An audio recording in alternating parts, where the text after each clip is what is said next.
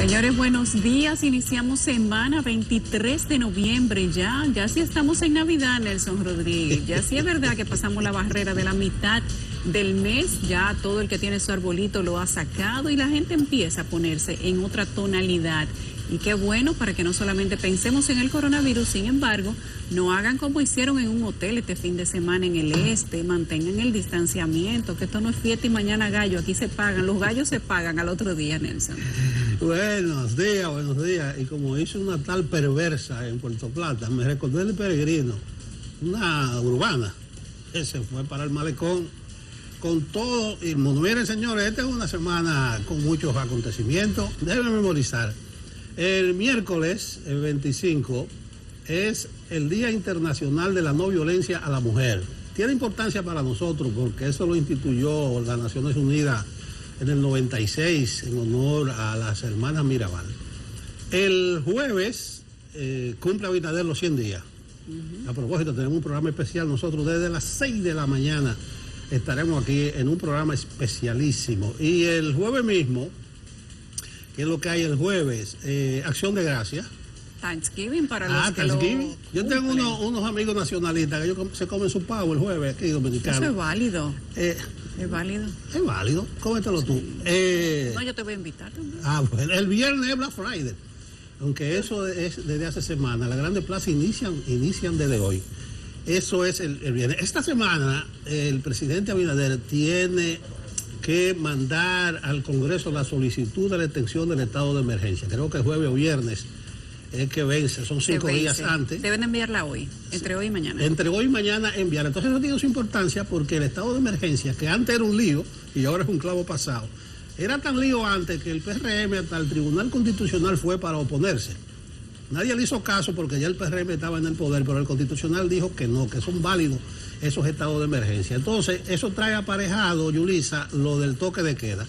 Cuando se apruebe el estado de emergencia, ya el presidente puede limitar el libre tránsito. Entonces, ahí hay un tema. ¿Cómo será el toque de queda en diciembre? No sé si tú viste un videíto musical ayer y un audio también, y que a beber trancado, sí, Rubí Pérez, Jacqueline Esteves, Rafa Rosario, y hay otro combo ahí, a beber trancado, es un buen mensaje. Yo creo que no tenemos el video inclusive por aquí. Por ahí está, la gente dice, ¿por qué ensalzan tanto que a beber? Porque la mayoría de temas musicales en diciembre son de beber, la mayoría, bueno, incluso el caballo Ventura dice que el romo es su medicina. Exacto. Aunque hay gente que siempre le busca la quinta pata al gato y que a beber trancado, bueno, pero trancado en el destacamento policial más cercano. Te dije que me enviaron un meme que decía que si el 31 la policía los iba a buscar o ellos tenían que ir a entregarse solo al destacamento. O sea que la gente está preparada para desobedecer esos 2 días. Ya diferentes figuras se han manifestado en torno a que sea libre esos 2 días. Es el video del que tú estás hablando, Nelson. A beber trancado, no sé dónde, pero trancado. El mensaje es válido, pese a que se ensalza la bebida, pero es válido. Y hay otro merenguito que no sé quién es que lo toca. Y hay que fortalecer eso. Lo que se dice es que el toque de queda lo van a poner a partir de las 10. Y 24 y 31 no sé qué se van a inventar. Bueno, el presidente había dicho y el ministro de Salud Pública y otros más que todavía no se habían tomado las decisiones, pero que la última palabra la tenía el presidente, pero que si de Salud Pública dependía, el toque de queda no se flexibilizaba. Lo mismo ha dicho el presidente del Colegio Médico Dominicano, que no se debe flexibilizar el toque de queda en ningún día de Navidad, mucho menos los días de asueto. Sin embargo, hay otras voces que disienten y dicen que, como político, Domínguez Brito, por ejemplo, y otras figuras de la política dominicana, que han dicho que esos 2 días no debe haber toque de queda. Vamos a ver qué prima. Por nuestra parte, nosotros aquí nos vamos a quedar esperando a ver qué pasa, porque sin duda que todavía no se sabe. Del Palacio, quienes normalmente hablan para decir qué se va a hacer con el toque de queda, todavía no han dicho nada. Bueno, a beber trancado, hay que salir con su paraguas. Señores, está lloviendo hoy en la capital del país, por lo menos, ¿y hasta cuándo será el contenido? Senador de Montecristi irrumpe en destacamento policial en busca de llevarse presunto delincuente capturado por las autoridades tras 5 meses de búsqueda y 3 órdenes judiciales. Educa insiste en retorno parcial a las clases presenciales en este año escolar. Precios de los alimentos de la canasta básica familiar aumentan en más de un 50%, según Federación Dominicana de Comerciantes. Este lunes en Despierta con CDN pasamos revista al Sistema Eléctrico Nacional, esta vez con el ingeniero Milton Morrison, gerente general de EDESUR. Arrancando la semana, vamos a ver qué nos depara el día en materia de agenda noticiosa, Nelson, y vamos con nuestro compañero Francisco Medrano. Adelante, Francisco, buenos días. Hola, ¿qué tal? Muy buenos días, Yulisa. Buenos días a don Nelson. Feliz inicio de semana. Vamos a compartir con ustedes las informaciones que tienen en portada los periódicos que circulan en la República Dominicana. Iniciamos, como de costumbre, con el periódico de nuestra casa, el periódico El Caribe, que titula en su página principal: el autor de los textos en los cuadernillos está acusado de terrorismo. Bueno, pues se trata de Carlos Sánchez Berzaín, quien fue juzgado en Estados Unidos por la masacre de 63 personas en Bolivia, mientras que UNICEF niega que la USAID financiara los cuadernillos, un tema en controversia. La fotografía principal es de Dani Polanco y corresponde a la caminata que realizaron ayer grupos religiosos. El título dice que católicos caminan por el fin de la violencia.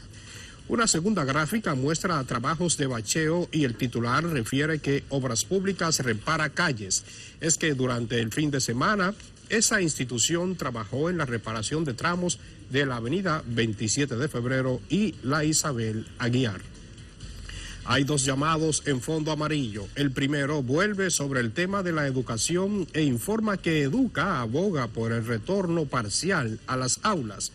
El segundo destaca que la procuradora Miriam Germán Brito prohíbe levantar actas de compromiso y señaló que los agresores con características de homicidas, estos no deben quedar en libertad. Un análisis que destaca El Caribe en su portada concluye que en 100 días no hay presos por corrupción. En esta ocasión es que el sometimiento a exfuncionarios por corrupción es una de las principales demandas al gobierno de Luis Abinader.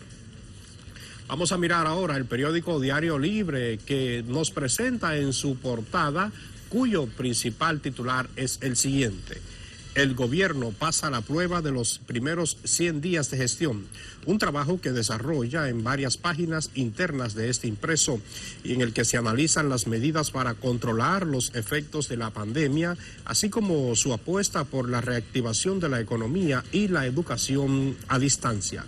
La gráfica principal en la portada de este medio destaca el mantenimiento a las calles del Distrito Nacional, mostrando trabajos de bacheo realizado por equipos del Ministerio de Obras Públicas. Sobre este mismo ministerio, Diario Libre muestra y afirma que durante una entrevista en la que se aseguró que van a construir 2 puentes para unir a Santo Domingo Este con el Distrito Nacional. Más abajo, una información económica subraya que las exportaciones cayeron 3.12% en 10 meses. Y en materia educativa, un grupo de padres vuelve a pedir clases presenciales. Miramos ahora el periódico El Listín Diario, que tiene en su portada principal que exhibe una gran fotografía del presidente de la República, Luis Abinader, y el título dice lo siguiente: Abinader a fuego cruzado en los primeros 100 días de gobierno. Bueno, pues más abajo este impreso también destaca que internan a la Procuradora General de la República en la Plaza de la Salud. En la esquina inferior derecha, el Listín muestra un reportaje hecho por su equipo de periodistas sobre lo que pasan los estudiantes en las clases a distancia. Verificamos ahora el Nuevo Diario. Damos un vistazo a la portada de este interesante periódico que destaca en su titular de la primera página lo siguiente: la procuradora prohíbe hacer acuerdos con potenciales feminicidas, y reseña que la magistrada Miriam Germán pues está ingresada en la Plaza de la Salud aquejada de un malestar general. La fotografía principal de este medio corresponde a Banreservas, que instala estaciones de carga para vehículos electrónicos. En el cintillo de informaciones destaca la fotografía del gobernador del Banco Central, Héctor Valdés Albizu, quien dijo que las remesas alcanzan 6.639 millones de dólares en los primeros 10 meses del año. En Nacionales informa, el ministro de Medio Ambiente anuncia el proyecto de restauración de la cuenca del río Ocoa. Además, destaca que el Constitucional desaprueba acuerdo entre el país y los Emiratos Árabes. Vamos a ver ahora la agenda para este lunes, agenda para cobertura noticiosa. A las 10 de la mañana hay una conferencia de prensa del director del INAPA, Wellington Garnot, junto al presidente del CODIA, Francisco Marte. Esto será en la sede del Instituto Nacional de Aguas Potables y Alcantarillado, a las 10 de la mañana. La Secretaría de Organización del PLD tiene una conferencia de prensa en la Casa Nacional del Partido de la Liberación Dominicana. También a las 10 hay una rueda de prensa de productores y molineros de arroz de 21 provincias. Esto será en el Hotel El Embajador, acá en el Distrito Nacional. A las 11 de la mañana, el Ministerio de Turismo firma acuerdos con el BID y Azonadores en la Plaza de Vendedores en el municipio de Boca Chica. A las 3 de la tarde hay una segunda jornada internacional de masculinidad positiva. Esto será transmitido por plataformas del Tribunal Constitucional. A las 5 de la tarde, inicio de los actos de celebración por los 20 años de FUNGLODE, Fundación Global Democracia y Desarrollo, en la sede de la entidad, en la calle Capitán Eugenio de Marchena, número 26, en el Distrito Nacional. Pues así andan las actividades en agenda para cobertura noticiosa y las portadas de nuestros periódicos que circulan a nivel nacional. Retornamos con ustedes. Gracias, Francisco. Que tengas buen día y feliz inicio de semana.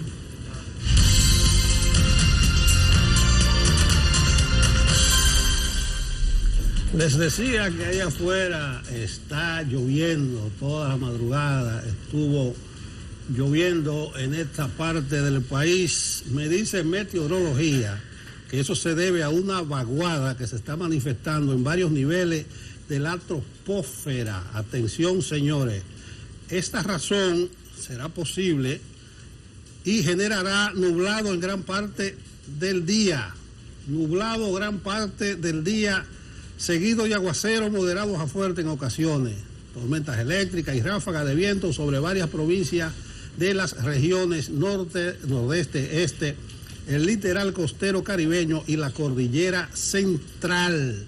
Meteorología anuncia que se mantiene vigilante de una zona de aguaceros y tormentas eléctricas asociada a una baja presión a varios cientos de kilómetros al este-sureste de las Bahamas, la cual, o sea, esa baja presión mantiene un potencial bajo de 10% para desarrollarse en un ciclón tropical en las próximas 24 horas. Ahí está el parte del tiempo nublado, gran parte del día de hoy. Por suerte, y a propósito de los malos tiempos que hemos tenido en las últimas semanas, ya el lunes finaliza la temporada ciclónica, lo que no quiere decir necesariamente que desaparecerá el mal tiempo. Tan mal tiempo este año, señores, que se acabaron todos los nombres de los fenómenos atmosféricos y han tenido que inventarse parte del alfabeto griego. Así es. Y Insuriel, agárrate, que Nelson se sabe ya hasta lo del alfabeto griego. Y la troposfera. Manténgase aquí en su trabajo, sí. Insuriel, que Nelson le vuela la cabeza. Saludos a nuestra gente de Facebook, que nos escriben todos los días tempranito y están ahí dándonos ese feedback interesante para nosotros y bien alentador. Buenos días para Carmen Santos, para Negro Santos, que dice Nelson que es su admiración a nuestro periodismo, que es de grado superior. a Dania de Oleo, a Cristina Yagui, a Juan Carlos Gómez, que dice que estamos en víspera de Navidad y que él espera lo mejor para República Dominicana. Para Cristian Chávez, que es prácticamente del equipo. Dice, buenos días, Nelson y Yulisa, bendiciones también para ti, Cristian. Para Mel Argüello, que es parte también del equipo de Despierta con CDN. Ya yo hasta lo quiero conocer. Nos escriben todos los días fijamente. Pero mira, a esta hora. A propósito de Cristian Chávez, nos dice de producción que él subió a sus redes tremendo barbecue en el fin de semana. Salud y buen provecho, Cristian. Ahí sí no escribe tú, Cristian. A Yersen Urbáez Carrasco, buenos días, y a Franklin de la Cruz, a todos ellos. Y a todos los que nos escriben y que tal vez por cuestión de tiempo no les podemos responder en el instante, pero aquí estamos y desde aquí les mandamos un fuerte abrazo a todos ustedes. Vámonos a pausa. Iván García, presidente de la Federación de Comerciantes Dominicanos, hizo importantes revelaciones la semana pasada sobre el precio de los artículos de la primera necesidad, pero el gobierno dice que no, que los precios son otros. Y hoy vi en uno de los diarios impresos, Iván, buenos días, una lista de precios muy baratos que publicó el gobierno. ¿Cuál es la realidad actual de los precios, por lo menos de la canasta básica? Bueno, buenos días. La realidad es que los precios de los principales artículos que se consumen en la República Dominicana, más los productos del agro, estaban antes regidos prácticamente por la bolsa agropecuaria de la Junta Agroempresarial. Correcto. Donde, por ejemplo, por cada libra de ajo había que pagar, como se pagó en la última subasta, 90 pesos por el derecho a importar una libra de ajo. Y es por esto que el ajo no bajaba nunca de 250 pesos la libra, más de 200 pesos. Lo mismo pasaba también con las habichuelas, que había que pagar entre 20 y 25 pesos, igual con las cebollas. Y prácticamente esos artículos que están en la rectificación técnica, que siempre son necesarios importarlos, había que pagar miles de millones de pesos todos los años, que eran transmitidos directamente al consumidor en la República Dominicana. Ahora, en una reunión con el honorable presidente de la República, prácticamente ya se comenzaron a otorgar las autorizaciones para que los reales comerciantes, para que las asociaciones y federaciones de comerciantes empecemos a importar directamente estos productos sin tener que cargar al consumidor con estos más de 10,000 millones de pesos anuales. Te interrumpo, Iván. ¿Cómo? Te interrumpo porque se vio como una ganancia el hecho de que quitaran esas autorizaciones individuales que se convertían en un gran negocio. Entonces, con la bolsa de la Junta Agroempresarial parecía que era mejor porque se licitaba de manera conjunto. ¿Cuál es la diferencia? Porque ahora cualquier funcionario le otorga a ustedes un permiso de importación de ajo, por decir una cosa. Bueno, la gran diferencia es que esos 90 pesos que se entregaban por cada libra de ajo en la bolsa del YAD eran transmitidos directamente al consumidor. Entonces, nosotros fuimos de los principales auspiciadores de que se originara un mecanismo como este, pero cuando nos dimos cuenta después de la segunda subasta que quedó concentrado solamente en 4 o 5 manos, entonces dijimos, bueno, pero entonces pasamos de Guatemala para Guatapeor. Entonces, automáticamente vimos que ese mecanismo no iba a funcionar. Incluso después se habló que le iban a dar un 20% a las MIPYMES, a las pequeñas empresas. Y los grandes lo que hicieron fue que hicieron pequeñas y automáticamente, como un pequeño podía competir con un grande, si primero subastaban los grandes, daban 90 pesos por cada libra de ajo, y después los pequeños, cuando ofrecían 30, venía el grande y ofrecía 90, se quedaban con el 100%. Entonces, es por esto que los precios estaban influenciados directamente por el valor que se pagara en la bolsa del YAD. Ahora, con los permisos, el compromiso de las instituciones que estamos participando en esto es un compromiso de reducción de precios. Por ejemplo, la cebolla estaba entre 90 y 100 pesos la libra y ya usted la consigue a 40 pesos la libra, y la próxima semana la va a conseguir a 30 pesos la libra, con solamente iniciar los reales comerciantes las importaciones, por ejemplo, de la cebolla, ya la cebolla bajó más de un 50% su precio.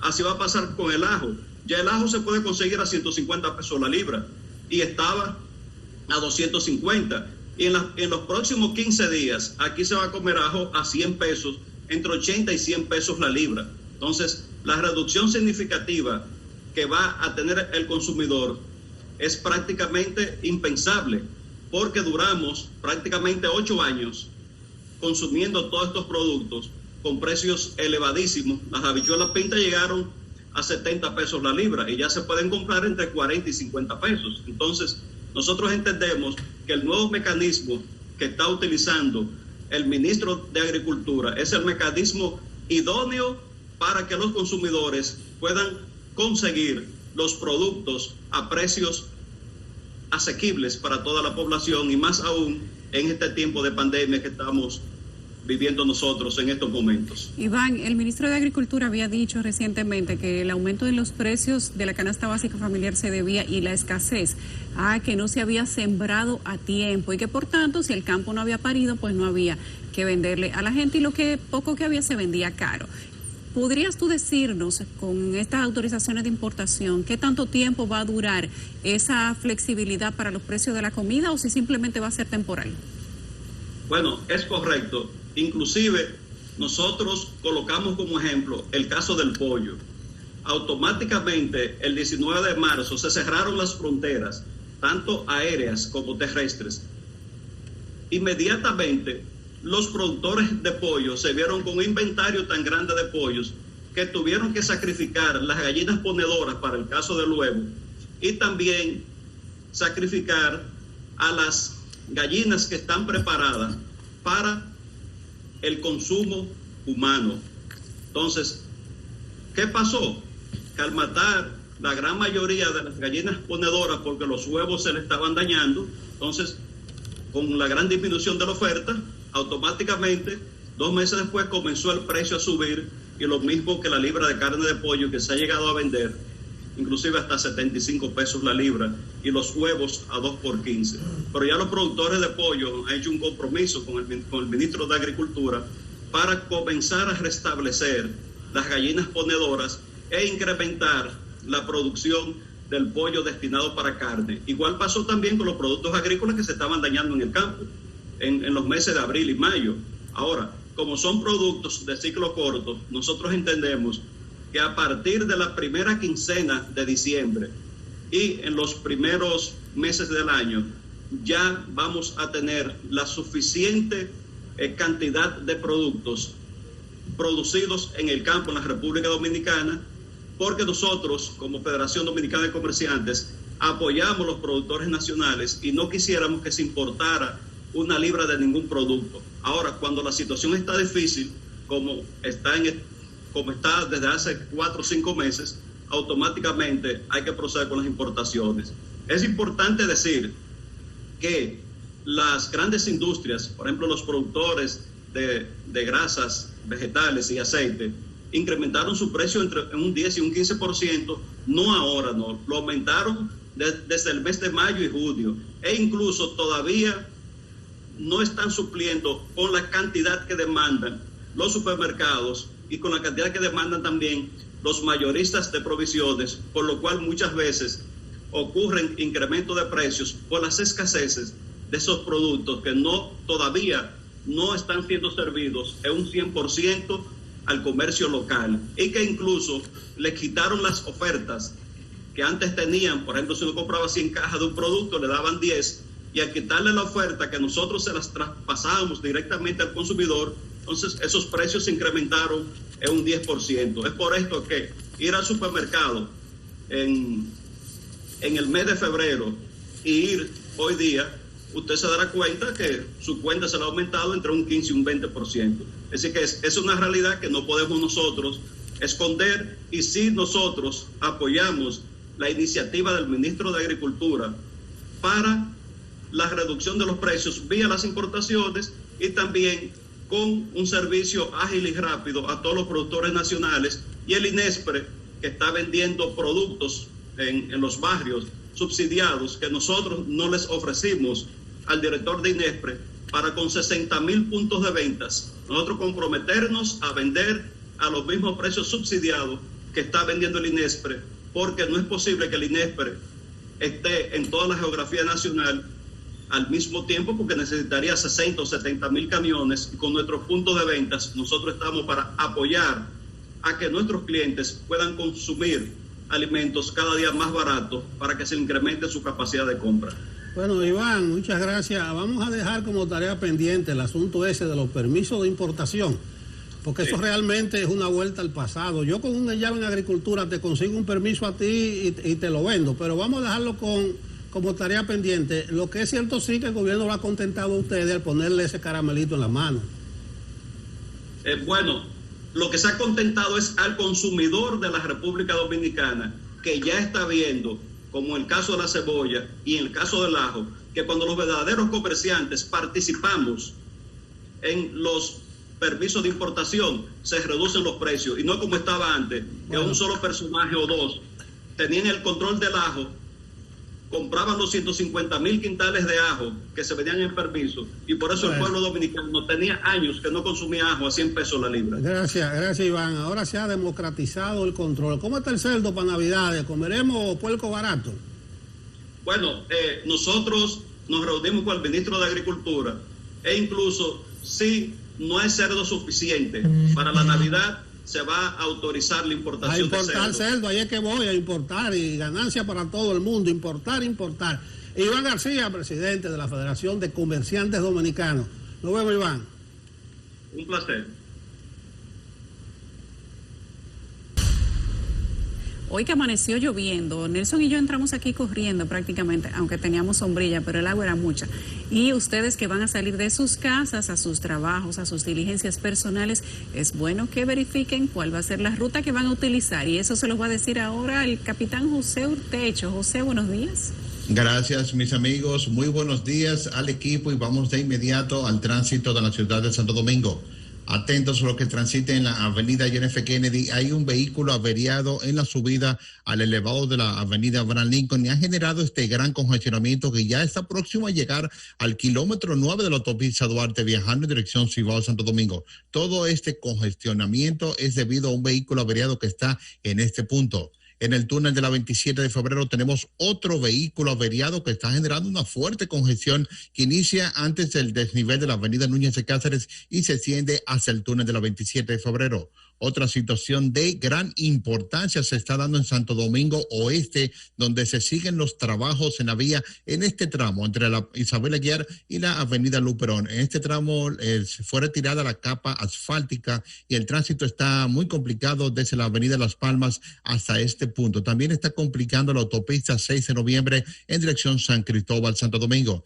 Es difícil dar una ruta alterna, pero yo utilizaría la carretera Sánchez en este momento. Vamos a ver cómo se sigue comportando en los próximos minutos. Presenta lentitud en el tránsito a la altura de los bajos de Jaina y más adelante próximo al puente sobre el río Jaina, ambos en dirección San Cristóbal, Santo Domingo. Sin embargo, yo sigo prefiriendo esta vía a tomar este gran tapón que hay en este momento en Santo Domingo Oeste en la intersección de la prolongación 27 de febrero con Isabel Aguiar. Otro evento que estamos dando seguimiento es en el puente de la 17. Aquí tenemos un vehículo averiado más temprano y ha generado este congestionamiento intenso para circular desde la zona oriental. El puente Juan Bosch generando tapón habitual que inicia en la San Vicente de Paúl y se extiende hasta la subida al elevado de la 27 de febrero. Pocas alternativas que dar para circular desde la zona oriental. Una de ellas es el puente flotante circulando desde la Paseo del Margen, porque si bien en sentido contrario, la avenida España está muy complicada desde la terminal Sanssouci hasta la llegada al puente flotante. La segunda opción es el puente Mella, que tiene congestionamiento desde la Villa Olímpica hasta la subida al puente Mella en dirección desde la zona oriental. Los que vengan transitando desde Santo Domingo Norte, el tapón habitual en la avenida Hermanas Mirabal, desde la Emma Balaguer hasta su llegada al puente Peinado en dirección norte-sur. El polígono central en este momento sin mayores inconvenientes, la Lincoln, Winston Churchill, López de Vega, Tiradentes, la Ortega y Gasset, algo complicada su llegada a la Gustavo Majercar y la avenida Máximo Gómez sin mayores inconvenientes para circular. La George Washington con avenida Máximo Gómez, hace un momento teníamos un dron sobrevolando esta zona y se aprecia frecuencia, muchos vehículos, pero está circulando a buen ritmo en dirección este-oeste. La avenida Bolívar, la avenida Pedro Enrique Sureña, así como la México, la Rómulo Betancourt, la avenida Sarasota, la autopista 30 de Mayo, sin mayores inconvenientes para circular. Es todo lo que tenemos y volvemos con ustedes al estudio. Gracias, José. Bueno, para ti, buenos días también. Feliz inicio de semana y a la gente que verifique cuál va a ser su ruta. Gracias. Bueno, Nelson, este fin de semana tuvimos un hecho interesantísimo en Montecristi, a propósito de que hemos estado criticando duramente los procedimientos que utiliza la policía para capturar personas fugitivas. Sin embargo, no todo es crítica para la Policía Nacional, porque no todos están en el mismo saco, y eso lo demuestra un video que hemos compartido durante este fin de semana, donde el senador de Montecristi, José Antonio Pimentel Gómez Arias, alias Moreno Arias, acudió a un cuartel policial a reprocharle a los agentes que apresaron a un protegido suyo que tenía, oigan, no una, no, 3 órdenes de arresto y captura, y también habría llamado al ministro de Interior y Policía, Jesús Vázquez, para que a través del director de la policía dispusiera el traslado de toda la dotación policial de Montecristi, porque le apresaron su muchacho, el de él, su protegido. Miren ustedes el video. Yo quiero que usted me dé el nombre completo. No, que allá yo hablé con el ministro. Sí, no, déjeme. Salvador Vargas.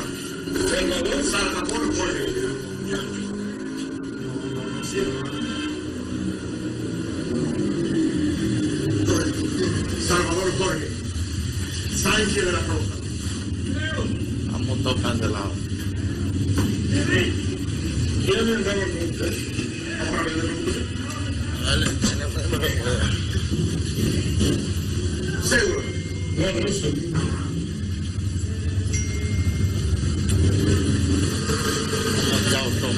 La patrulla. Vea, acaba de patrulla. ¿Cómo es el nombre suyo? Montero Galavier. ¿Quién? Montero Galavier.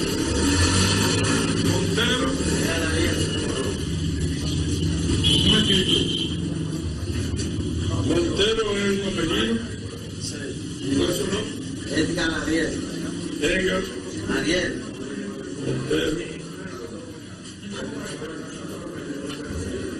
Yo estoy haciendo esto, ustedes. Yo hablé con el ministro del Interior de la Policía y nos estamos comunicando con el jefe de la policía para tomar medidas en nombre del gobierno, porque hace 5 meses, y usted le dijo a él, usted es el famoso Tibiche, yo ando detrás de usted.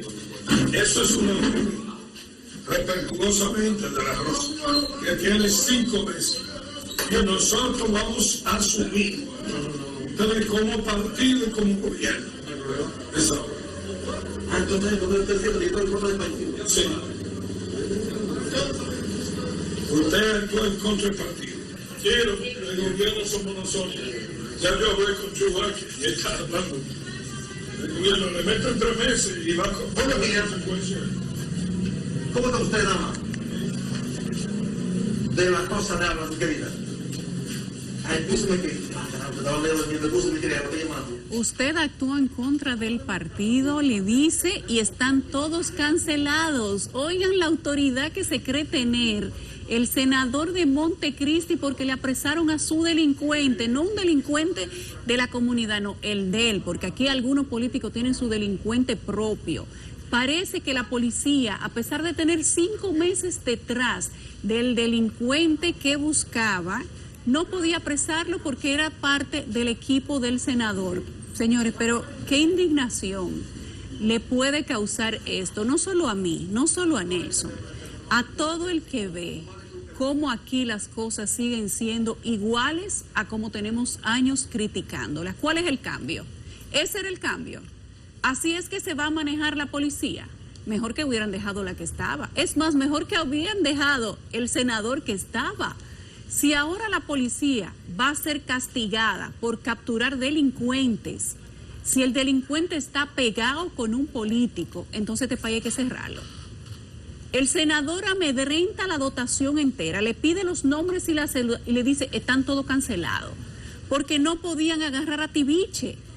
alias Tiviche, que parece ser un delincuente conocido, que le había dado puñaladas ya a 2 personas, le había roto la cabeza a otro, en actos de violencia, no podía tener consecuencias porque es el protegido de un senador. Nelson, ¿tú estás escuchando eso? Una barbaridad. Lamentable que el senador no se pueda cancelar vía administrativa.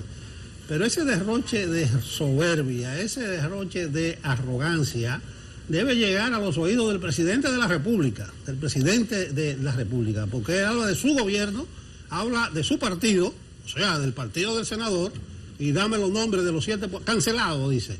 Y ellos están en el poder para eso.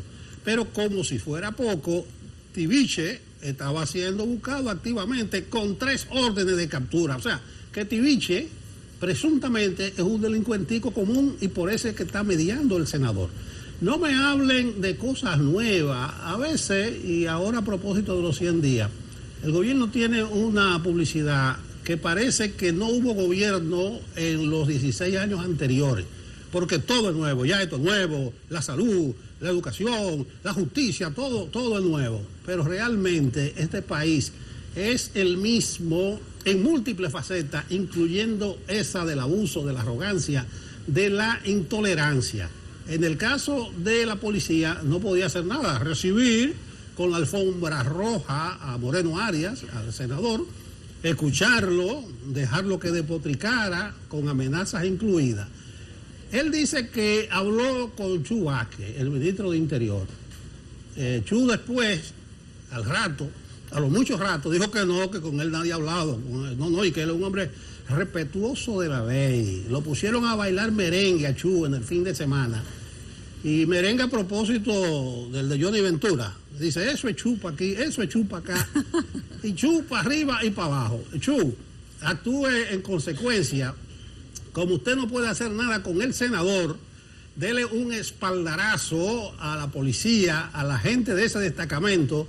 Vaya, preséntese al destacamento, arengue en formación general a toda la tropa y decirle que nunca permitan ese tipo de cosas, etcétera, etcétera. Pero que haga algo, Chu, porque le digo, eso llora ante la presencia de Dios, es algo indignante. Senador, usted está para ejecutar otro rol que es totalmente distinto a ese. Usted es que legisla, usted es que hace las leyes para que se cumplan.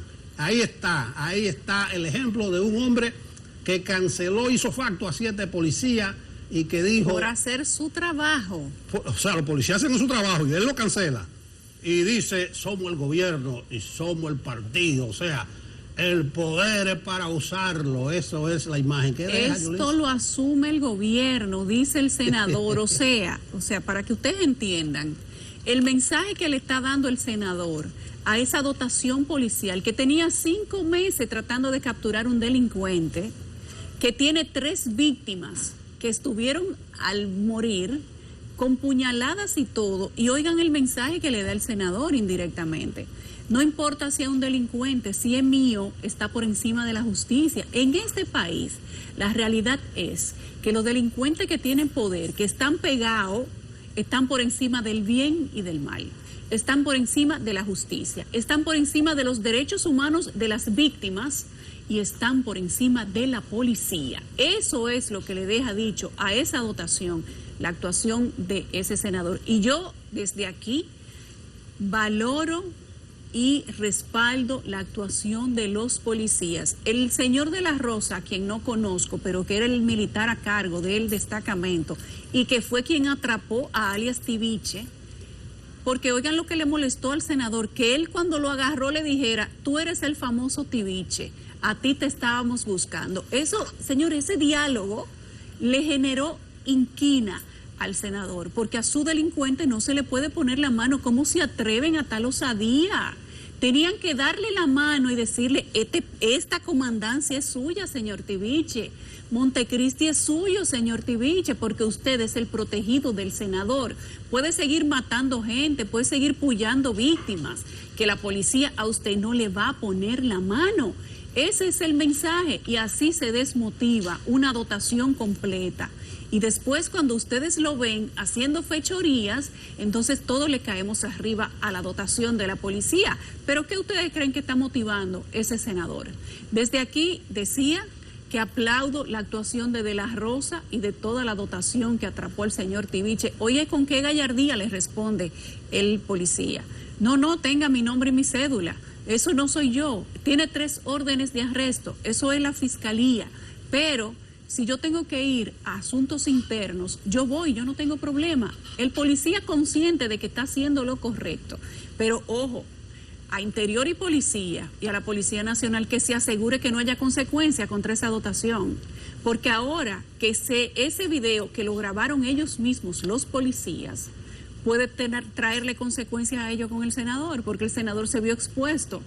Y ese senador podría entonces emprenderla en contra de esos policías que simplemente lo único que hicieron fue recibir reprimenda por hacer su trabajo. Y entonces, ¿cuál es el mensaje?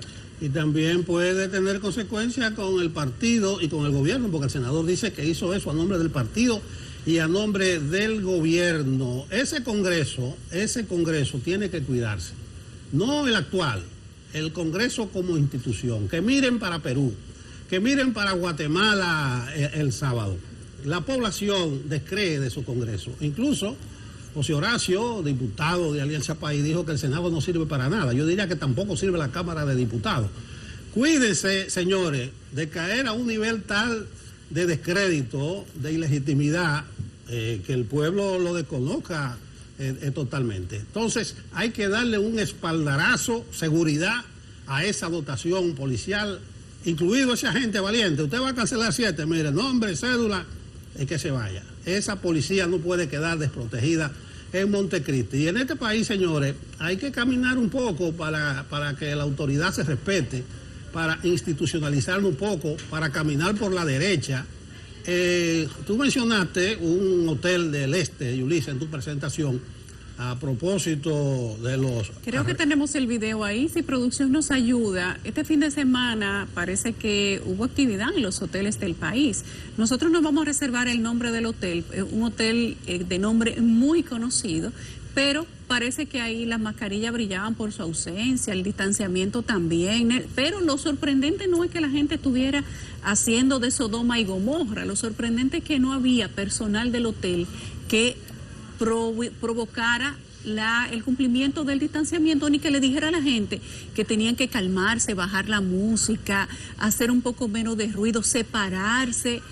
Esto va a estar bueno, ¿eh? Sí, y si levantan el toque de queda se va a poner mejor. No había personal del hotel, como tampoco había ningún tipo de vigilancia policial, ni nadie que se encargara de mantener el orden en Puerto Plata. Yo mencioné a una tal perversa, la perversa, es de merengue urbano, hizo una marcha, una cosa, hasta un conocido pelotero profesional de Grandes Ligas, de los Cardenales de San Luis, creo que andaba también caravaneando con la perversa.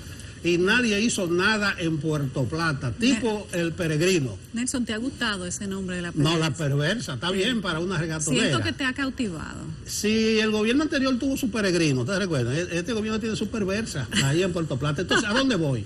Ese hotel reconocidísimo del Este, ¿cómo es que se permite? Ahí está.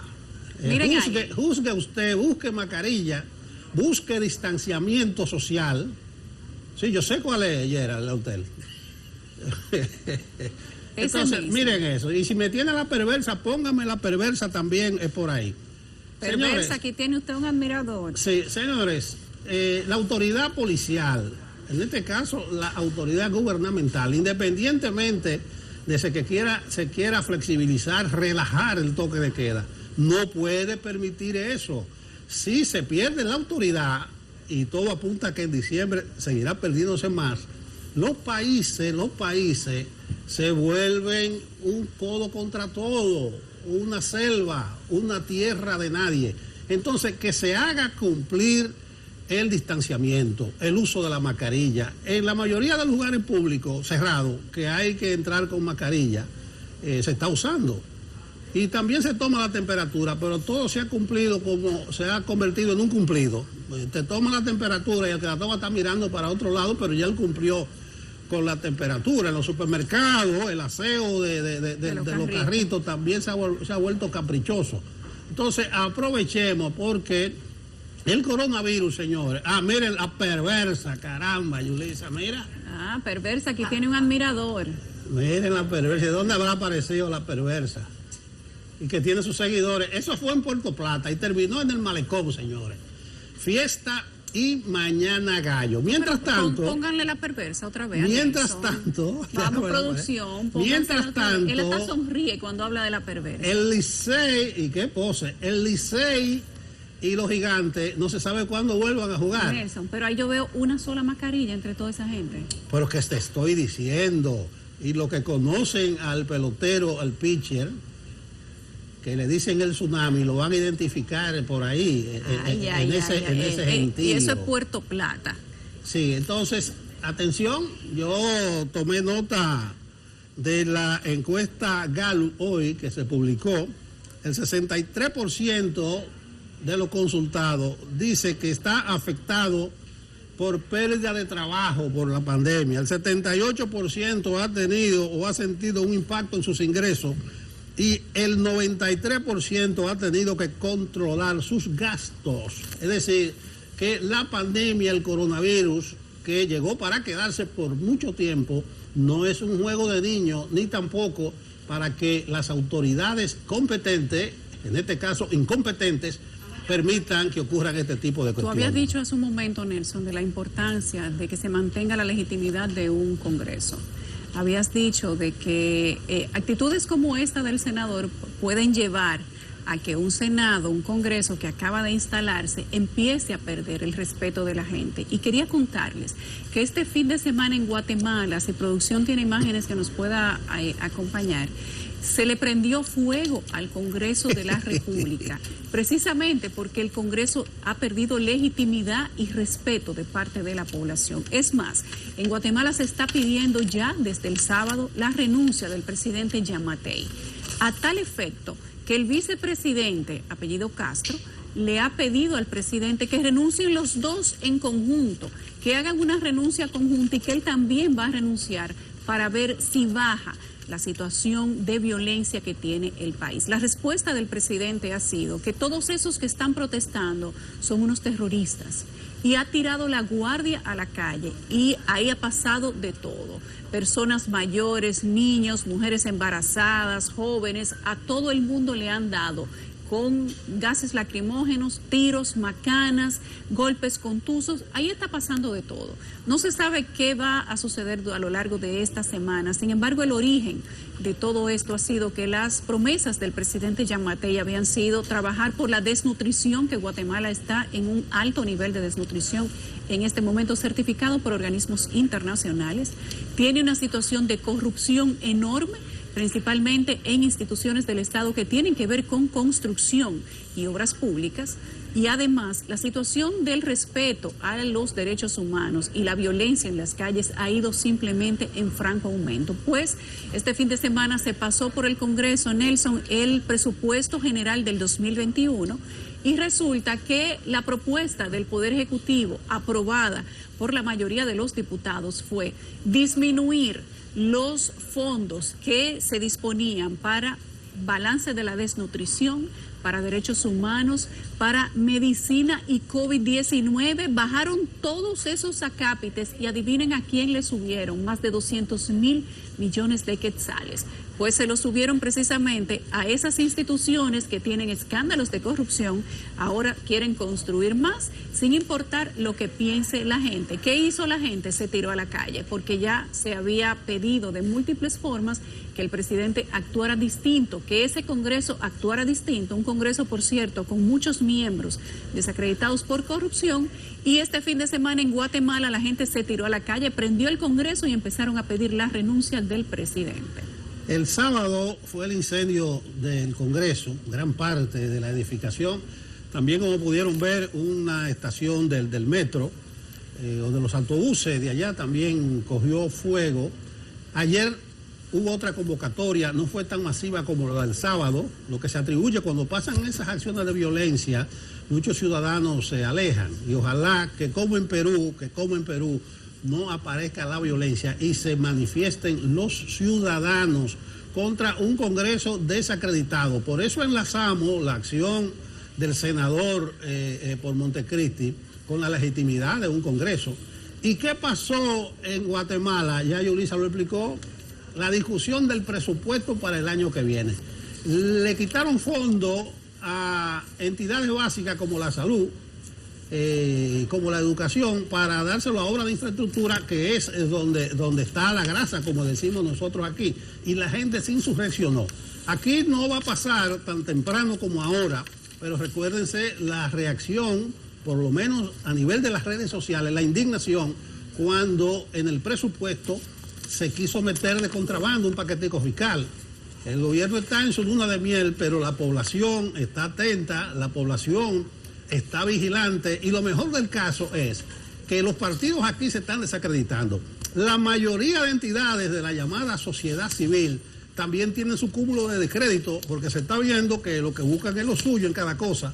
Entonces la población se está manifestando de manera directa. El jueves termina la luna de miel, los 100 días, los famosos 100 días, la venia, es decir, que ya no se le dejarán pasar tantas cosas al gobierno, y lo que esperamos es que en la República Dominicana siga fortaleciéndose el régimen democrático, el Estado de Derecho, que la institucionalidad salga fortalecida en cada acción. Pero lo que estamos viendo en ese Congreso y en algunos estamentos judiciales, incluyendo las altas cortes, es que existen componendas, es que hay trapisonda, acuerdo, se burlan de las leyes y hasta del voto de los ciudadanos y hacen lo que le venga en gana. Entonces, por ese camino no vamos.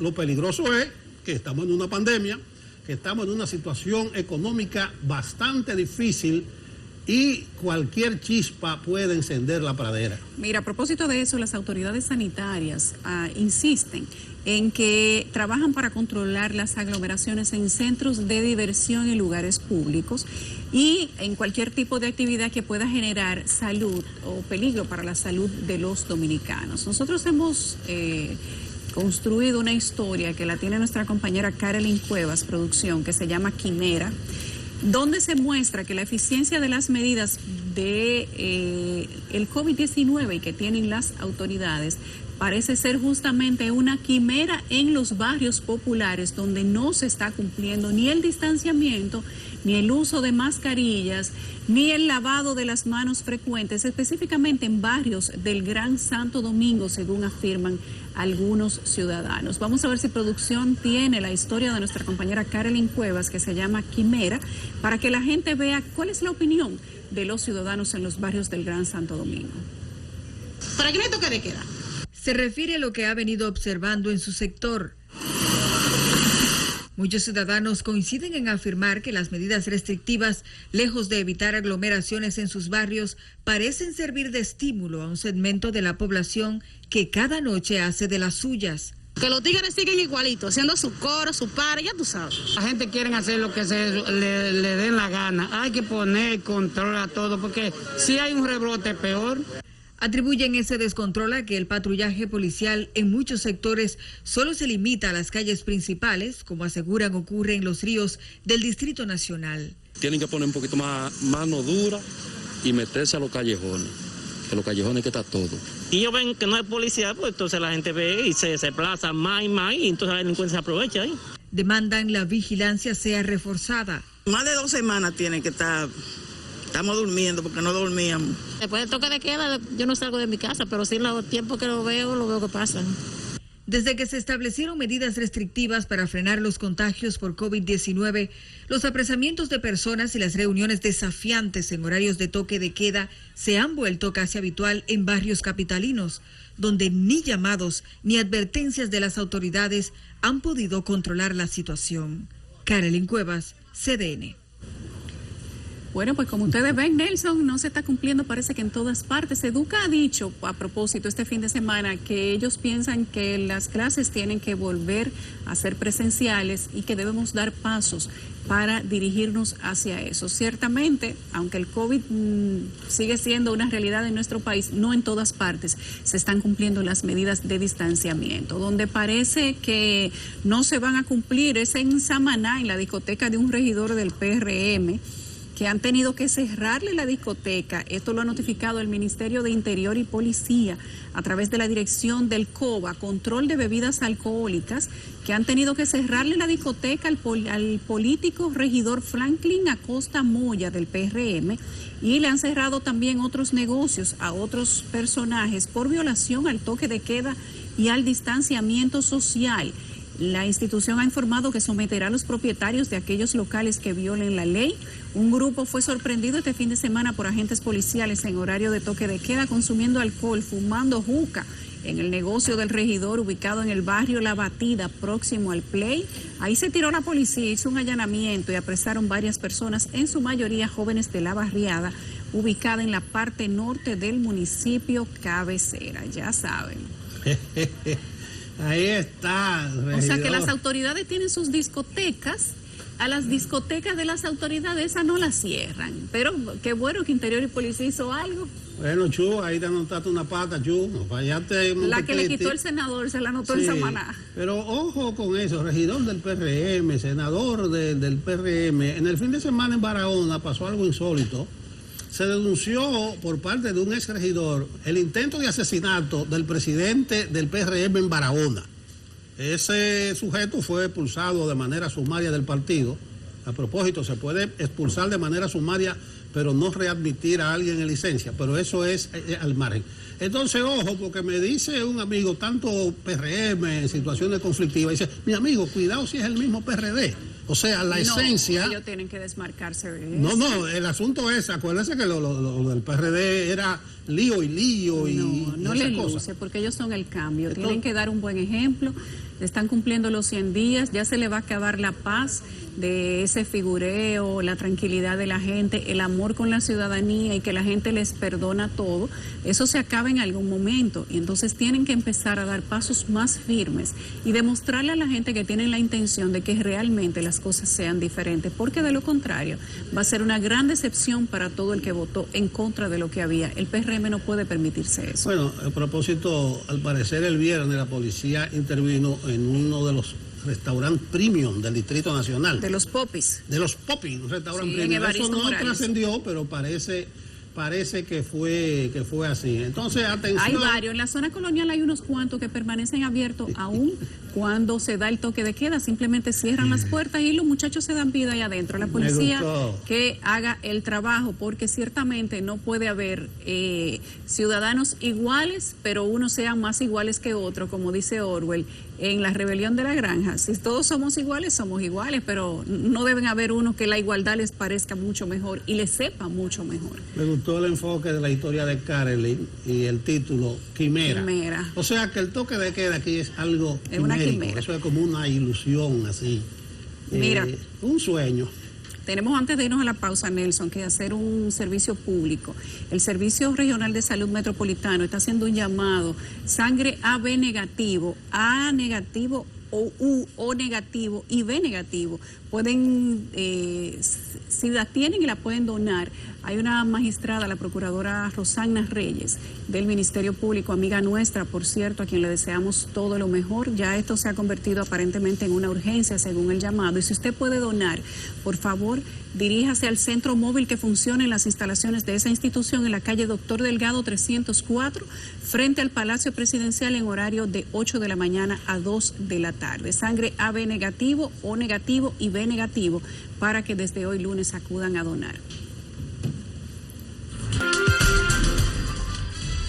Lo tuvimos por aquí en los días de la campaña. El hombre se nos desapareció, pero aquí lo tenemos. Milton Morrison, ingeniero Milton Morrison, gerente general de Edesur Dominicana. Buenos días, caro amigo. Bueno, muy buenos días, Nelson, Yulisa. Para mí siempre un honor estar con ustedes. Lo de caro es porque te cotiza difícil tú. No, mire, yo soy bastante fácil de conseguir. Lo que pasa es que ya vivimos en el rol ya político y hoy en día estamos inmersos en estas actividades. Vamos a entrar en materia. Donde se registran más apagones es en la distribuidora del sur. ¿Tú has tenido? Si usted supiera, no es así. ¿Cómo que no? Si nosotros no toque esa tecla. Ha tenido dificultades tú, de unos transformadores, una cosa, pero ha habido apagones. Entonces vamos a comenzar por los apagones.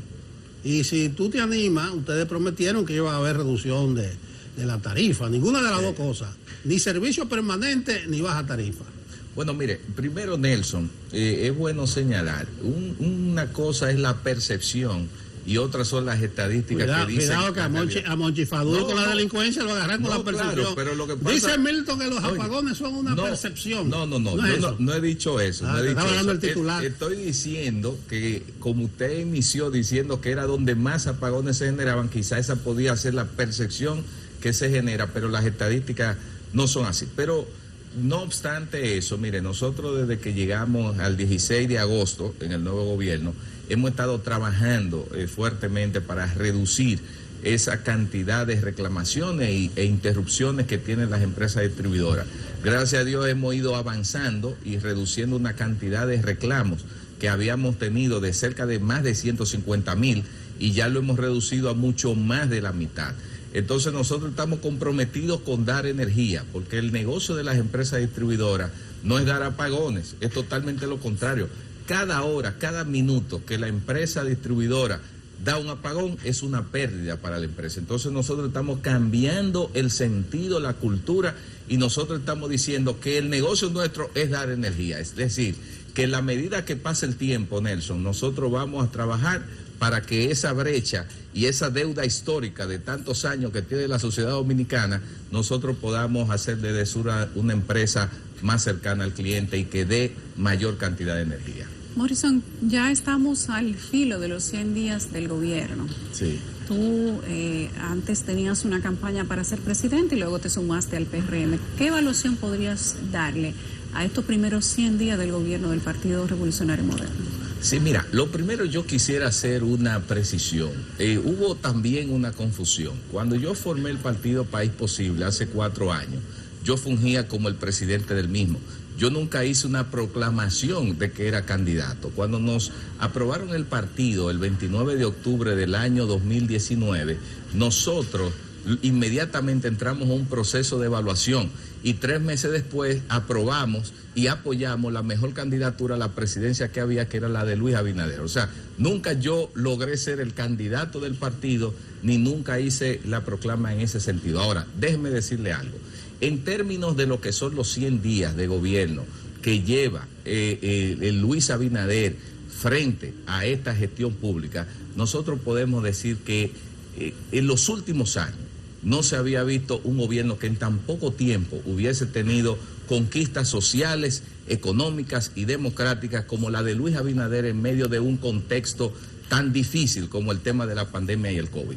Le voy a resaltar 3 aspectos fundamentales. Mire, déjame interrumpirte, tienen que batallar duro con ese discurso porque todos los presidentes en los primeros 100 días dicen lo mismo. No, pero te voy a dar datos concretos. Mira, la crisis económica en la que recibe el país a Luis Abinader no la había tenido ningún presidente en la historia de décadas. Yo no recuerdo una crisis de este tipo. Sin embargo, Luis, en términos de lo que es la creación de empleo, mire, de casi 1 millón de desempleos que nosotros teníamos, con la reactivación, la confianza que han tenido los agentes nacionales e internacionales con la economía, se ha reducido a prácticamente 200,000.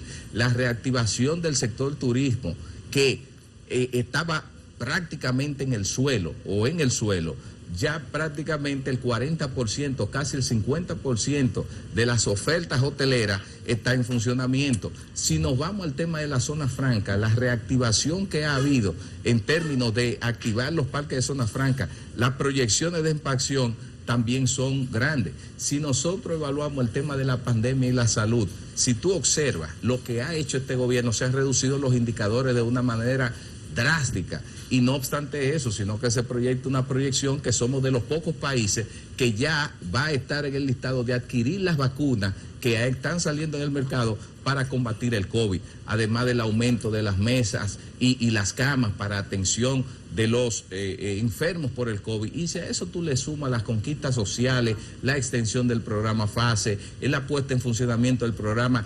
1424, si a eso nosotros vemos las conquistas de las libertades democráticas, una justicia independiente, una Junta Central Electoral no propiciada por elementos políticos, la suma es sumamente positiva. Si lo deja por ahí, Yulisa. No, porque si lo deja un político. Son tantas cosas que ha hecho Luis y el gobierno en estos 100 días que es una burbuja. Eso de justicia independiente. ¿Por qué?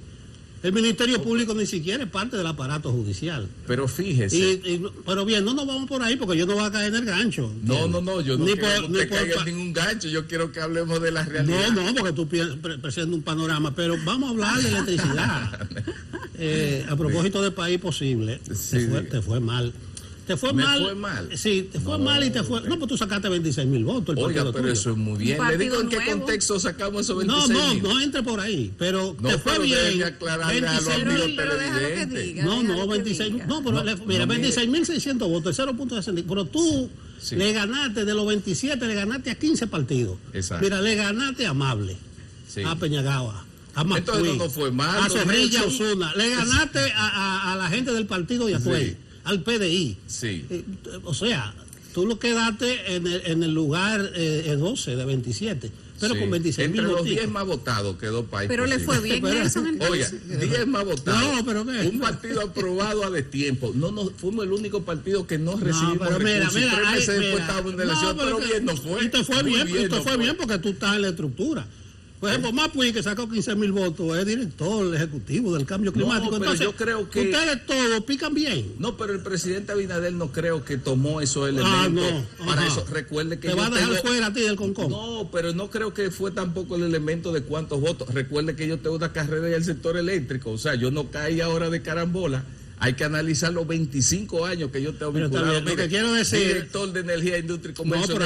Vamos a seguir con la electricidad. De la carrera eléctrica, vicepresidente ejecutivo del área. O sea, que aparte del elemento político, hay también, es bueno señalar, una capacidad que está puesta en práctica. No, pero que te estoy reconociendo que tú sacaste más votos que el partido que tiene 28 años como el de Mapuí y tú tienes 3 días. Y tú sacaste 11,000 votos más que Mapuí. Pero ahí voy, el asunto de lo importante, estos partidos chiquitos están en el globo. Mira dónde está Mapuí, mira dónde estás tú. El Partido Humanista tiene una dirección general, lo que era antes la ODC, con 29,000 votos. Pero el tema es el siguiente. Cuando tú llegaste, tú decías que la lectura de la facturación, eso era un desastre. Sí. Yo me siento perjudicado porque yo soy del sur. ¿Qué es lo que había en la lectura? No, mire, yo lo que dije fue lo siguiente. Cuando nosotros llegamos nos recibieron más de 150,000 reclamaciones de averías, de quejas de alta facturación. Cuando nosotros vimos esa realidad, inmediatamente llamamos a Protecon y Proconsumidor y formamos una mesa técnica para revisión de las altas facturas que habíamos heredado de la administración pasada.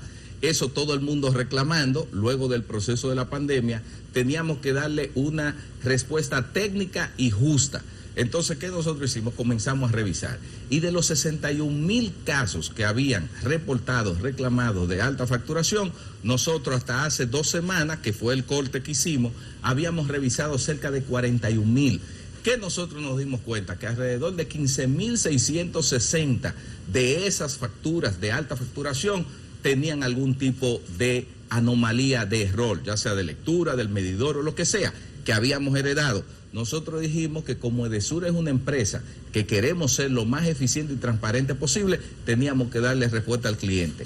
¿Cuál fue la respuesta? Que a esos 15,660 clientes que le encontramos anomalía, le devolvimos cerca de 60 millones de pesos en su facturación que erróneamente se le había cobrado.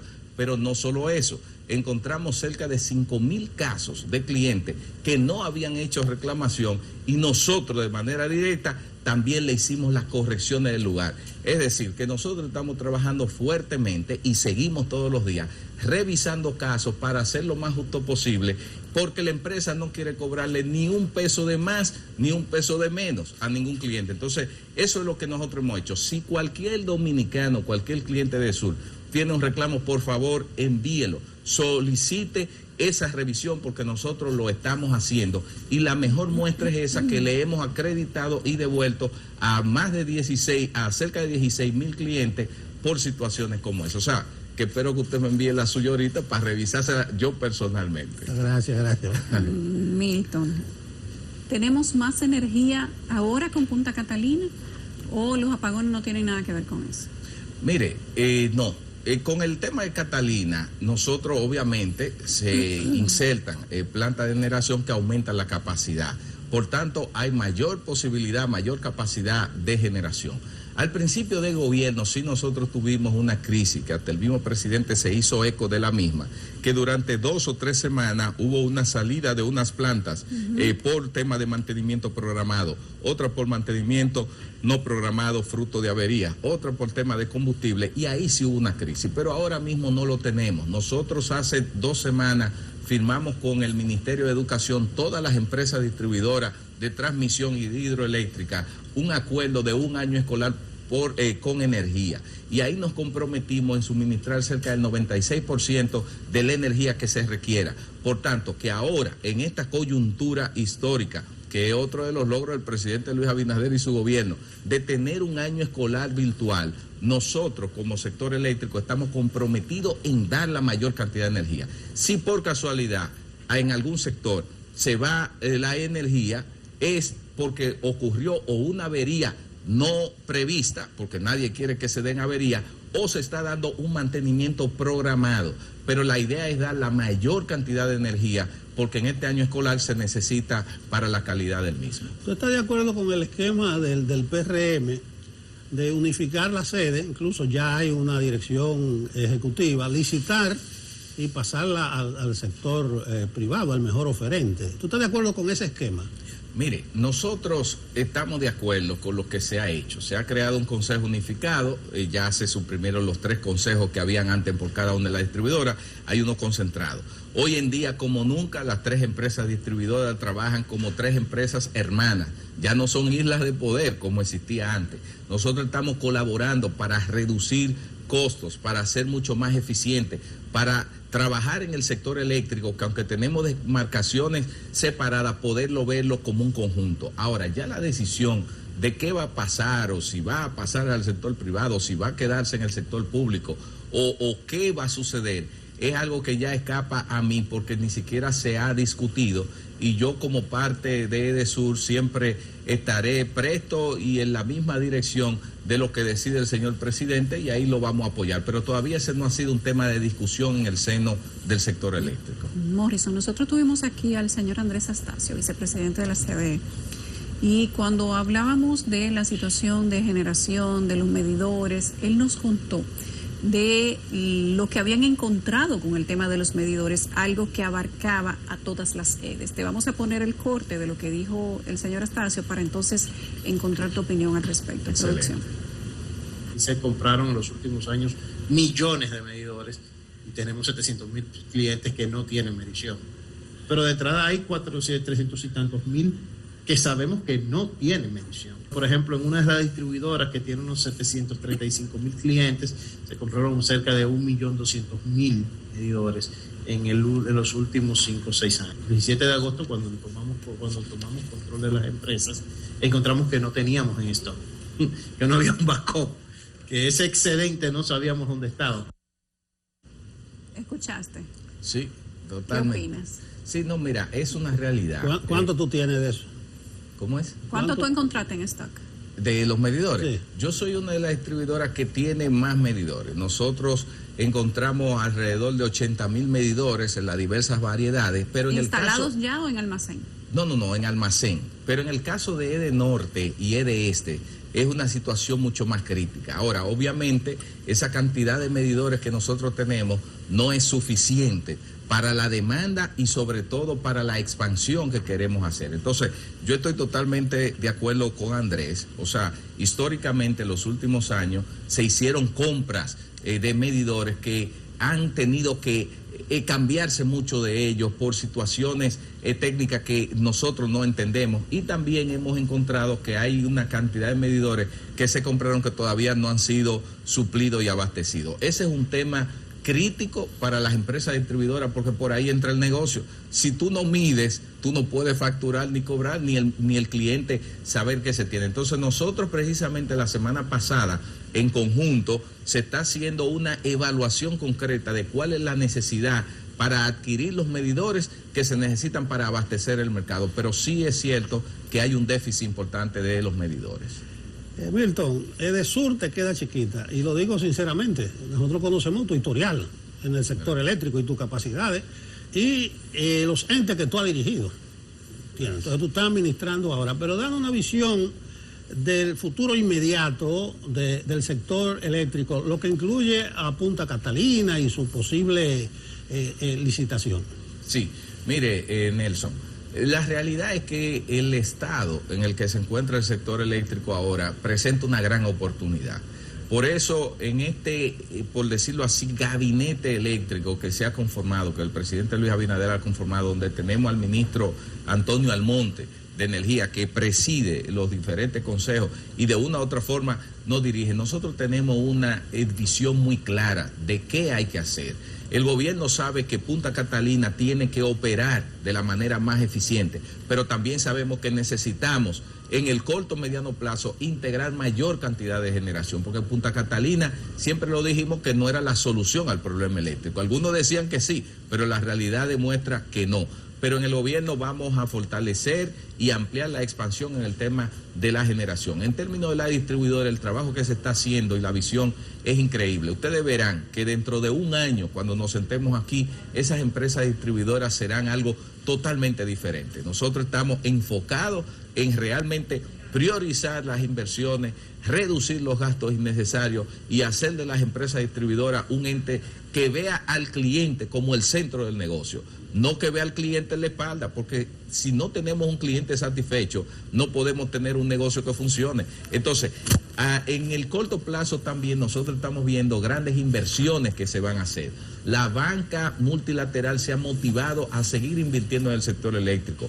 Vamos a trabajar en el tema de la expansión de las líneas de transmisión, es decir, que vamos a poder terminar el anillo de transmisión que conecte todos los diversos puntos. Es decir, que si usted me pregunta cómo tú ves el horizonte, y miren que lo estoy diciendo en Televisión Nacional, de nosotros seguir trabajando y que el pueblo confíe en las ejecutorias de este equipo eléctrico que el presidente Abinader ha compuesto, yo creo que cuando finalicemos los 4 años, ustedes verán un antes y un después claramente marcado de lo que fue el sector eléctrico, porque estamos trabajando enfocados y sobre todo unidos para lograr el propósito de tener un servicio eléctrico como la gente lo espera. La asociación ha dicho en todo momento, la Asociación de Empresas Eléctricas, que nosotros no tenemos como país problema de generación, sino de distribución. En ese caso, si fuera de esa manera, cae directamente sobre el gobierno prácticamente. ¿Cómo lo ves tú? Antes lo veías desde fuera, pero ahora estás dentro. Cuéntanos cuál es la versión del gobierno si la generación no tiene problemas. No, mira, nosotros, y yo siempre lo he dicho, y ahora aunque estoy en Edesur, planteo el mismo tema. La generación de electricidad, si tú le tiras una fotografía ahora, tú dices, bueno, tenemos capacidad para suplir la energía que se necesita. Pero recuerden que la demanda es dinámica. Cada año se estima que puede crecer la demanda en cerca de 150 megavatios. Entonces, los generadores saben que si no hacen inversiones, entonces va a llegar un momento que ya va a generarse un déficit y una escasez.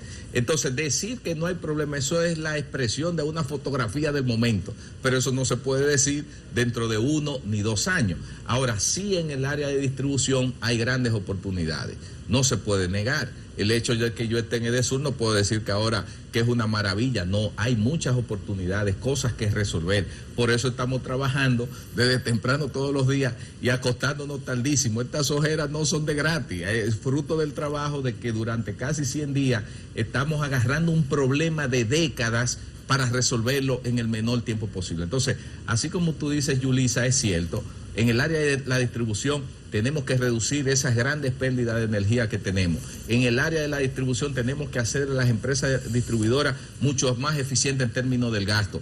Pero también en la generación hay que pensar hacia el futuro, porque una cosa va de la mano. En otro contexto, hablábamos ahorita de quimera. No es quimérico decir que vamos a firmar el pacto eléctrico de aquí a diciembre, cuando diciembre ya es el próximo martes. Bueno, lo que pasa es que diciembre inicia el próximo martes, pero termina 31 días después. O sea que en cualquier día de diciembre que se pueda firmar, podría ser. Mira qué es lo que pasa, Nelson. Háblame de consensos y disensos, que tú conoces eso bien. Claro, mire, déjeme decirle algo. El pacto eléctrico, lo que se conoce como pacto eléctrico, eso está bastante consensuado. Aquí todos los actores saben qué es lo que hay que convenir para resolver este problema. Y ya fíjese que cuando en el gobierno pasado se planteó la posibilidad de la firma del pacto, entonces el gobierno actual, que en ese momento era la oposición, había hecho unos señalamientos necesarios para incluir en el mismo. Esos señalamientos, esas puntualizaciones se han estado llevando a cabo. El ministro del Monte ha estado participando en esas reuniones, se han hecho. Y yo no tengo la menor duda de que ese pacto se va a firmar temprano, más temprano que tarde. Ahora, yo decir que será en diciembre, como yo no estoy participando de manera directa en esa negociación, no me atrevería a dar una fecha. Ahora, yo sé que es interés del presidente de que se firme en el menor tiempo posible. Sí, otras instancias superiores a ti hablaron de diciembre. Exacto. Te veo como un gallito de pelea, Morrison, como un PRMista de pura cepa, como un abinaderista del inside. Parece que el país posible tú lo vas a disolver y te va a quedar ahí del PRM. Déjeme decirle, lo que pasa, don Nelson, que yo soy un hombre de convicciones. Mire, la alianza, el apoyo que nosotros generamos como país posible con Luis Abinader no fue un tema coyuntural ni de aprovechamiento, fue una convicción. Yo me convencí que Luis Abinader era una persona que estaba comprometida con hacer un gobierno ético, eficiente, y por eso le apoyamos. Es decir, que si usted me ve hablando con esa devoción es porque todavía no me ha decepcionado y bien, creo en él. Pero País Posible es un partido y es del pueblo y va a seguir funcionando. Pero en este rol que estoy, el presidente Luis Abinader, y yo tengo que reconocer lo que es justo, y por eso hablo de esa forma. Dicen las malas lenguas que tú te pasaste meses empujando tu proyecto, y como la Junta te aprobó luego de una apelación, en el último momento, claro, ya tú no podías armar la candidatura y te fuiste con Abinader. Mire, las malas lenguas dicen muchísimas cosas, pero Luis Abinader y yo tenemos una amistad, no desde la coyuntura política, desde antes de yo estar en política. En el proceso mismo que se estaba formando País Posible, Luis Abinader y yo nos reuníamos, compartíamos la misma visión, y por eso no fue tan difícil juntarnos en el último tramo de la campaña. Eso es bueno que se sepa, y se lo pueden preguntar a él mismo para que haga la valoración. Terminamos, Morrison, el consejo es que no te quede ahí. Ese no puede ser tu techo. No, para nada. A ti se te catalogó como una joven promesa de la política. Oye, todavía no he envejecido, don Nelson. Vamos a seguir trabajando. Oye, si te queda en las enmarañadas redes eléctricas, ahí se ha quemado muchísima gente. No, mire qué es lo que pasa, que en la vida uno tiene que asumir los roles que en el momento le toca. Ahora mismo me tocó ser el administrador gerente general de DESUR. Debo hacerlo bien, y luego cuando Dios me permite en otro rol, ahí también lo haremos también. Gracias, Milton. Gracias a usted. Milton Morrison es el gerente general de EDESUR Dominicana. A la pausa. Rosa Pérez Melo, nuestra abogada, viene a terminar hoy una encomienda del lunes pasado sobre el teletrabajo. Recuérdense que estábamos desmenuzando la resolución del Ministerio de Trabajo, y hoy viene ella a hablarnos de las regulaciones legales del teletrabajo. Buenos días, Rosa. Buenos días, don Nelson. Buenos días, Yulisa. Buenos días, Rosa. Qué bueno que estás aquí. Gracias, Yulisa. Igual me siento contenta de poder compartir con ustedes en este día que está nublado, por cierto, y seguir hablando del tema que quedamos pendiente la semana pasada. Sí, del teletrabajo. Debieron meter un acápite más. Así cuando está lloviendo, lluvioso como hoy, el trabajador lo hace de su casa. Sí, para evitarse complicaciones con el tránsito. Y realmente es así. Sí, la modalidad del teletrabajo había sido regulada en otros países, y en República Dominicana tiene pocos días. Fue a partir del 12 de noviembre de este año que por fin tenemos una resolución, la 23/2020, que ha emitido el Ministerio de Trabajo. Y es interesante porque hay una contraposición, porque en el Código de Trabajo Dominicano dice que el contrato laboral es aquel que se reputa en hechos, no necesariamente el que está escrito. Pero resulta que aquí, en esta resolución, de manera específica, dice que de manera obligatoria el teletrabajo debe regularse en un acuerdo y debe estar por escrito. Si ahí vemos una contraposición, porque el Código de Trabajo dice que es aquel que se regula en los hechos. Pero aquí el teletrabajo exige que sea por escrito y establece justamente en esa resolución 14 requisitos. Sí, 14 requisitos sumamente necesarios que deben estar en ese acuerdo para que sea debidamente aprobado por el Ministerio de Trabajo. ¿Cuáles son esos 14 requisitos? Bueno, ahí está el salario, cuál es el salario que se va a asumir, cuáles son las tareas que tiene ese colaborador, cuál es el mecanismo de supervisión. Esto es un punto interesante porque mediante el teletrabajo estamos hablando de que cuál es la persona, cuál es el dispositivo que va a regular y que va a asegurarse que la jornada de trabajo se cumpla, que es la que establece el Código de Trabajo, que son 8 horas y 44 horas semanales. Entonces, ¿cómo regular mediante el teletrabajo, mediante esta función, esta modalidad especial que se hace desde casa, que la jornada se cumpla? Entonces, todo eso debe estar contenido en ese contrato, en ese acuerdo. ¿Qué otra cosa? Si va a tener que ir varios días al trabajo, porque hay modalidades de teletrabajo que se establecieron ahora producto de esta situación de la pandemia, en la cual el colaborador, 2 días va a la oficina y 3 días se mantiene desde su computadora trabajando desde casa. Eso tiene también que estar debidamente establecido, y las horas de descanso. Si no es posible ni es productivo para ningún colaborador estar 24/7 conectados a los aparatos tecnológicos y no descansar. Entonces esto también tiene que estar regulado para proteger el derecho a la intimidad, para descansar, porque es una necesidad normal que tiene el cuerpo humano. Otra de las características también que debe contener son las condiciones de reversibilidad. ¿A qué me refiero con reversibilidad? Este derecho que tiene el empleador, que tiene el colaborador también, de decidir, ya yo no quiero que sea una jornada laboral mediante teletrabajo. Yo necesito, o hay que cambiarlo de manera obligatoria, o tengo que cambiarlo para que sea presencial. Este derecho también en esta resolución, en la 23/20, está limitado. Es decir, si tú inicias con teletrabajo, dice que está limitado a tú cambiarlo para que sea presencial. Si iniciaste con teletrabajo, al menos que haya 3 causales, y así lo establece la resolución.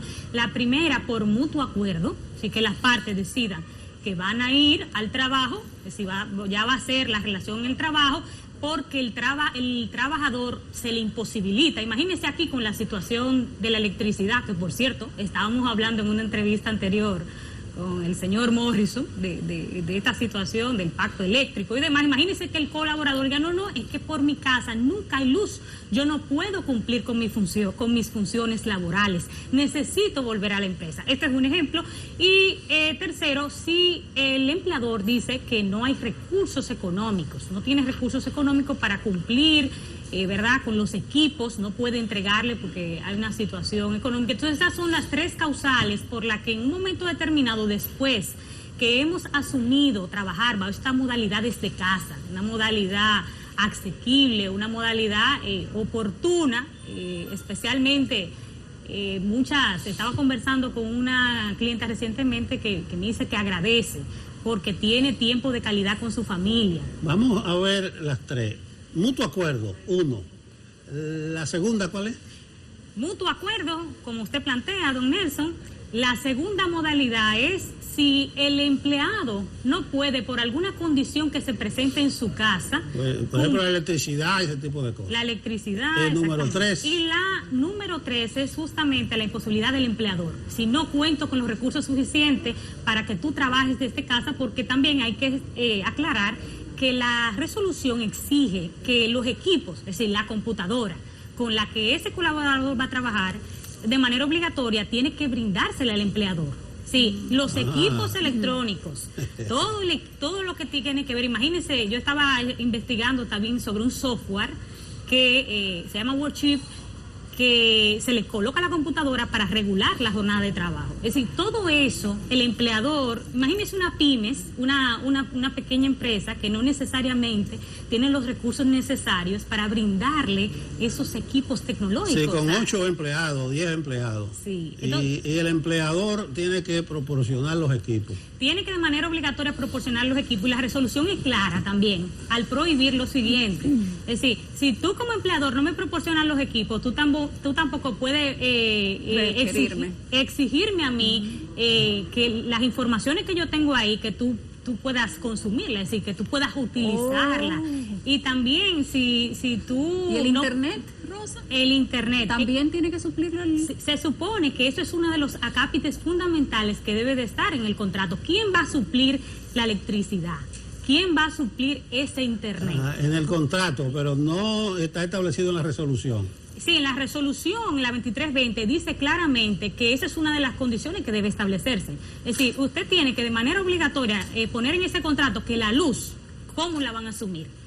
El teléfono, el Internet, se supone que el empleador debería asumir ese Internet. Interesante tema. La clase que ya es hora. Nos vemos el lunes por aquí. Si Dios quiere y lo permite. Hasta mañana. Gracias. Hasta mañana. Nos vamos con tú y Rosa.